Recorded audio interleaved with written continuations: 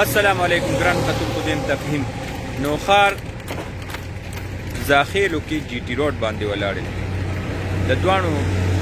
بره زاخیل او کوز زاخیل انتهایی او اهم ایشو دی زما تاسو شاته به تاسو ته په نظر راځي دلته د ربړ یو کارخانه ده او دی نو سربازي کوي حکومت سره قوم سره انتهایی خطرناک زهریله ګیس د دې نه چې د شپې کم خارجېږي او دا ټوله علاقه کې خورېږي دا د کلونو نه دا کارخانه جاري ده مختلفو وختونو کې پې انتظامیه راغلې ده او دا خلق بیا خپلې کارخانې شروع کړي دلته ربړ دی او دلته تیل دي او دا ګاډي دلته نه تاسو ته به اوس په نظر راځي دلته کې یو خطرناک تیل او دا چې کوم ربړ دی د ټایرونو دا سوځولی کېږي د دې نه مختلف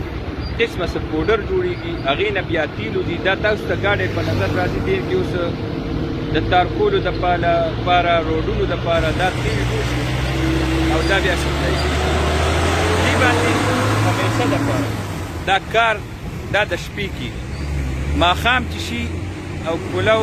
یخه فضا یخه هوا د خلکو د صحت دپاره شروع شي نو د دې زاخیلو خلکو ماشومان هغه دا د ربړ دومره خطرناک بوی دی که نه دا اوس چې دا ګاډی تېر شو د ماشومانو لپاره دا انتهایی خطرناک دی د کینسر غوندې د مرضونو دا باعث جوړېږي او موږ به حکومتي ادارو نه واکدارانو نه څومره چې افسران دي هغوی نه به درخواست کوو چې دا کومه کارخانه ده تاسو ته په نظر راځي د چمنیانې وګورئ دا پیپونه نو هغې ګیس په دې علاقه کې خورېږي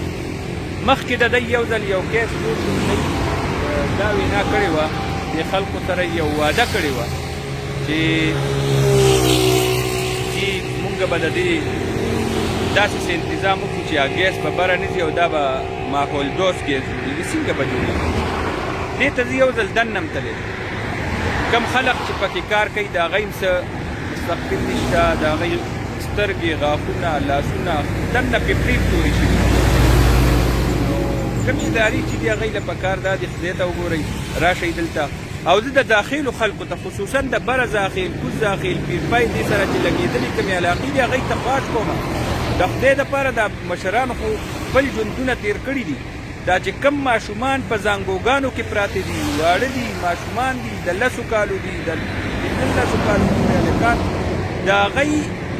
هغه مفتو کې د کینسر خدای مکه مریضان کېږي دا دومره خطرناک کیس دی چې دې نه هغوی را روان وخت کې مختلفو بیماریانو ښکار کېدی شي زه تاسو ته د دې یو نظاره ښیم دا تاسو ته دننه په نظر راځي دا چمنیانې دي او دا جی ټي روډ دی دا جی ټي روډ دی د زاخیلو سره دا تاسو ته شیراز ویلي او دا شل والا پټرول پمپ دې ته مخامخ دا کارخانه کلونو نه شروع ده کلونو نه څوک هم تپوس کولو والا نشته او مونږ به خپل واکدارانو نه دا ریکویسټ کوو چې په خپلو ماشومانو په قوم د بچو او بوډاګانو مریضانو په دوی باندې رحم وکړئ مستقبل د هغوی سیکیور کوي او دا کارخانه مونږ د کاروبار مخالف یو دا کارخانه یې چېرته یو چې شاړو ځمکو ته د دې دپاره خپل یو قانون دی چې داسې کارخانه کوم ځای چلېږي نو څومره کیلومیټره کې به هغې سره آبادۍ نه وي خلق به نه اوسېږي ریزیډنشل ایریا داسې شی نه شي چلېدی مهرباني وکړئ دا شیر کوي او دا د واکدارانو ته دا اواز ورسوئ ځکه چې د دې سره که دا وي تقریبا د 15 کالو نه خو مونږ د نوټس دی چې دا چلېږي تر ننه پورې دا بند نه شو ولې نو دا د داخلو مشرانو دپاره افسرانو په دې داخلو کې کومې غټې سکتر او لوی افسران پراته دي دا د هغوی دپاره یو المیه ده او لمحه فکریه ده لمحه فکریه ده او هغوی نه په دې باندې سوچ پکار دی. ډېره ډېره مننه. الله په امان.